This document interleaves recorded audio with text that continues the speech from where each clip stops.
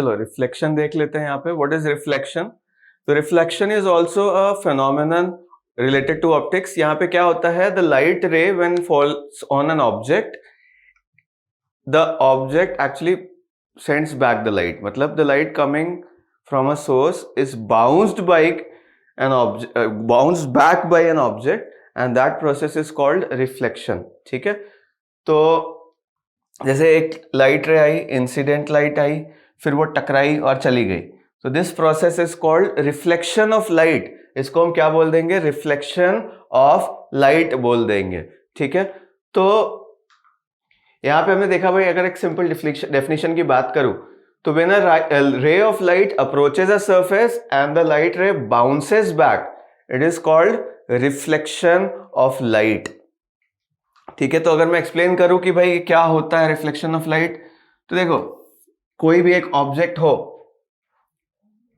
ठीक है बेटा, there is an object like this, और उस पे क्या हो गया, अभी लाइट रेज ऐसे गिरी, तो क्या होगा, इससे लाइट रे टकरा के वापस आ जाएगी. The light ray will be bounced back from this surface. This can be any object, this can be a wall, okay, this can be floor, और this can be a mirror, और this can be a newspaper, whatever it may be. तो जब भी light रे आती है तो this रे विच इज इंसिडेंट, मतलब जो आके टकराती है, उसे हम क्या बोल देते हैं? Incident ray. ठीक है. And the light ray which is bounced back is called reflected ray. सीधी बात है यहाँ पे. ठीक है. तो ये इंसिडेंट रे हो गई, ये रिफ्लेक्टेड रे हो गई. That is what we are talking about. And also यहाँ पे जो लाइन बिल्कुल सरफेस के परपेंडिकुलर होती है, जैसे अगर ये एक सरफेस है बेटा, तो इसके जस्ट परपेंडिकुलर वाली जो लाइन है, डॉटेड लाइन जिससे हमने शो की है, this perpendicular line is called normal. ठीक है. And the angle of incidence is what? अगर मैं बात करूं तो ये वाला एंगल होता है नॉर्मल और इंसिडेंट लाइट के बीच में, उसको एंगल ऑफ इंसिडेंस बोलते हैं, उसको आई बोलते हो आप लोग, पता है ये तो आपको. And the angle between the normal and the reflected रे is called angle of reflection, जिसको कि हम लोगों ने आर से शो किया यहाँ पे. ठीक है. Now laws of reflection, you have already studied this also in your previous classes. What are the laws of reflection? देखो, the first law is the incident ray, the reflected ray, and the normal. There are three lines actually we are talking about. Incident ray एक line जैसा ही है, the reflected ray and the normal अभी मैंने explain किया बेटा, surface के बिल्कुल perpendicular वाली line जो होती है उसको हम normal बोल देते हैं. When you look at these three rays, you will observe that they lie in the same plane. What does this mean, same plane? That is, they can be placed in a plane. In this case, you see that all the three lines, this incident ray, the normal and the reflected ray, all are present in this flat surface of the screen. So they remain in a plane. Okay. ऐसा नहीं होगा कि incident ray तो screen में ही है, normal ray is also in the screen, but reflected ray cannot come out of the screen like this. It has to remain in the screen only, of the plane of the screen. Okay. तो same plane में ही रहेंगी, ये बात हो गई हमारी. अच्छा, the second law is, इसको हम क्या बोल देते हैं? पहला वाला first law. दूसरा क्या हो जाएगा भाई कि angle of incidence is equal to angle of reflection. जैसे मैंने ये बताया था कि the angle between the incident ray and the normal, इसको हम आई से डिनोट कर देते हैं. एंड सिमिलरली नॉर्मल और रिफ्लेक्टेड रे के बीच में जो एंगल है उसको हम आर से रिप्रेजेंट कर देते हैं. तो एंगल आई मतलब incidence angle is equal to angle r, मतलब एंगल ऑफ रिफ्लेक्शन. ये दोनों एंगल हमेशा क्या होंगे?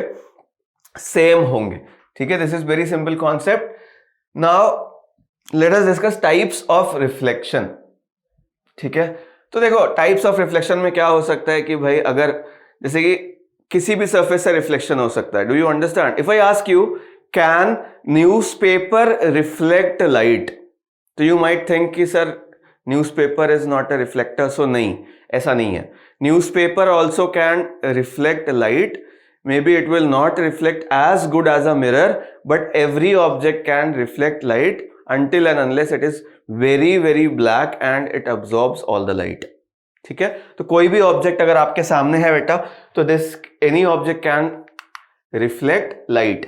तो टाइप्स ऑफ रिफ्लेक्शन की अगर मैं बात करूं तो there are two types of reflection, regular reflection हो गया, डिफ्यूज्ड रिफ्लेक्शन हो गया। What are these? Let me explain.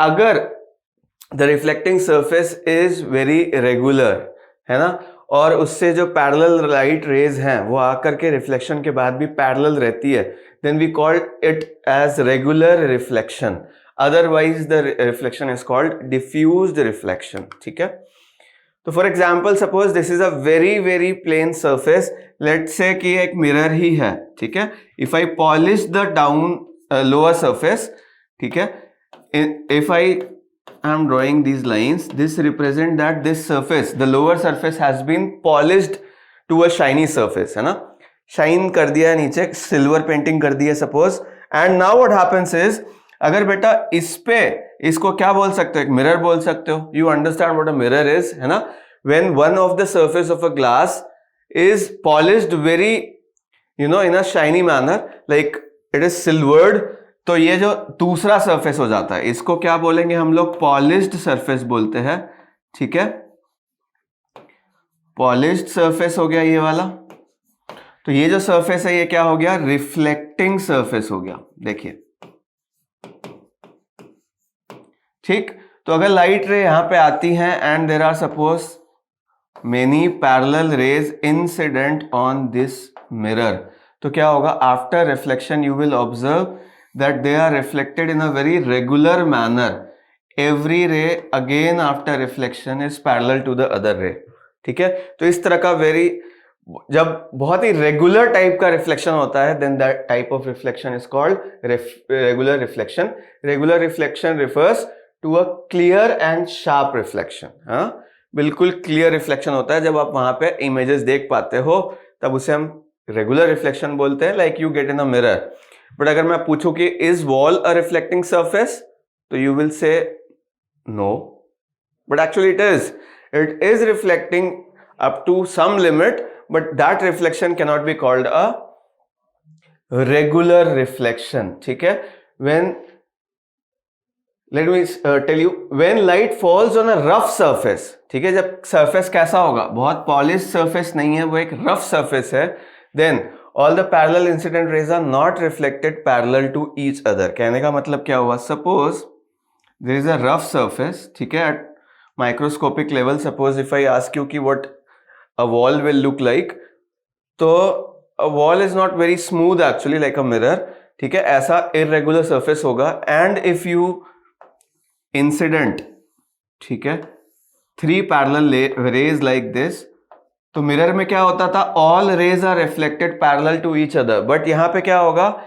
Randomly क्या होंगी, ये प्लेस हो जाएंगी according to the surface at that place. यहां पे मैंने नॉर्मल बनाया और उसके हिसाब से लॉ ऑफ रिफ्लेक्शन के हिसाब से ऐसे भेजा, ये वाली तो इधर चली जाएगी, इसका नॉर्मल बेटा यहाँ पे ऐसा है, परपेंडिकुलर टू दिस सरफेस यहाँ पे, तो ये वाली लाइट रे ऐसे चली जाएगी, और अगर मैं इस पॉइंट पे बात करूं, इसका नॉर्मल थोड़ा इस साइड है, so according to law of reflection this ray will go like this. So these rays after reflection you can observe that they are not parallel to each other, they are going in haphazard manner, in random directions. So this type of surface cannot give a very good reflection and you cannot actually see your image as you see in a mirror। ठीक है, आप mirror के सामने खड़े होते हो, what you see कि आपकी इमेज पीछे की तरफ बन गई है, that is only possible, clear image is only possible when the reflection is very regular, but if the reflection is of diffuse type, मतलब इधर उधर रेज जा रही हैं, then possibly the image formed will not be very clear। ठीक है, now the next thing is reflection by a plane mirror। ठीक है, देखो बेटा, प्लेन मिरर क्या होता है, एक ग्लास सरफेस होती है, उस पर हम क्या करते हैं, पॉलिश कर देते हैं। ठीक है, so this grey line suppose is the polish made on a glass surface, so this surface becomes a reflector, good reflector, यहां से लाइट रे रिफ्लेक्ट होकर के वापस जा सकती है। ठीक है, when parallel rays are incident on a plane mirror, then after reflection they remain parallel। ये हमारी बात हुई अभी कि प्लेन मिरर क्या होता है बेटा, रेगुलर रिफ्लेक्शन देता है, पैरेलल रेज आई, पैरेलल रेज चली गई, दिस इज वन थिंग।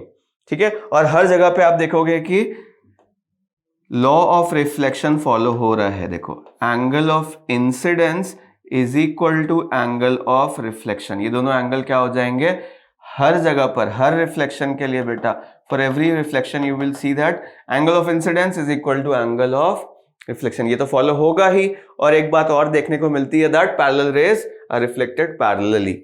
ठीक है, तो ये प्लेन मिरर में सबसे पहले हमको दिखता है कि भाई ये रिफ्लेक्ट कैसे करता है। ठीक है, अब देखते हैं कि यार अगर मिरर है हमारे पास, ठीक है, और उसको हमने क्या कर दिया, रोटेट कर दिया। अगर हमने क्या कर दिया बेटा, मिरर को रोटेट कर दिया इस तरीके से, तो रिफ्लेक्टेड रे क्या रोटेट हो जाएगी या अपनी जगह पर ही रहेगी, वो हमें देखना है। तो ये स्टेटमेंट क्या कहती है कि when a plane mirror is rotated through an angle theta, okay, एक प्लेन मिरर जो पहले ऐसे रखा था, suppose horizontally it was placed and it was rotated, है ना, about the point of intersection, यहां के अबाउट ऐसे आपने क्या कर दिया, इसको रोटेट कर दिया।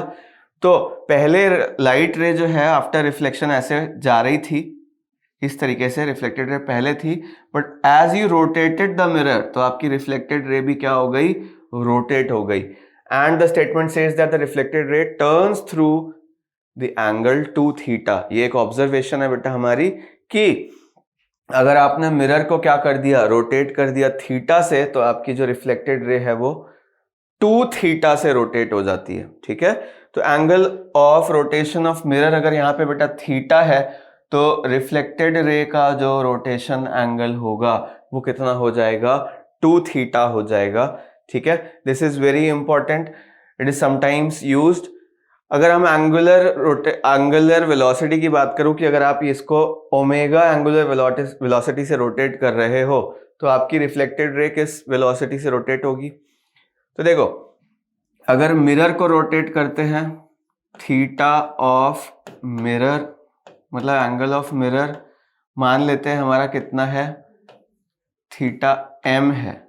ठीक है, तो थीटा ऑफ रिफ्लेक्टेड रे, ठीक है, मतलब कितने से वो रोटेट होगी, रिफ्लेक्टेड रे वो कितना हो जाता है बेटा, यहाँ पे क्या कह रहा है वो, टू थीटा m कह रहा है। तो अगर इसका एंगुलर वेलोसिटी ओमेगा होता, एंगुलर वेलोसिटी ऑफ मिरर हम बच्चों यहाँ पे कह दें, अगर सपोज करिए ओमेगा m है, तो angular velocity of reflected ray वो क्या हो जाएगा, टू ओमेगा m हो जाएगा। ये आया कहाँ से, यहीं से आया है। थीटा को अगर डिफरेंशिएट करते हैं तो ओमेगा मिलता है, तो वैसे थीटा m को डिफरेंशिएट किया तो ओमेगा m। ठीक है, तो रिफ्लेक्टेड रे के लिए अगर जाएंगे तो वो उतनी ही देर में डबल एंगल से घूम गया है, तो उसकी जो एंगुलर वेलोसिटी होगी वो भी क्या हो जाती है, डबल हो जाती है। ठीक है,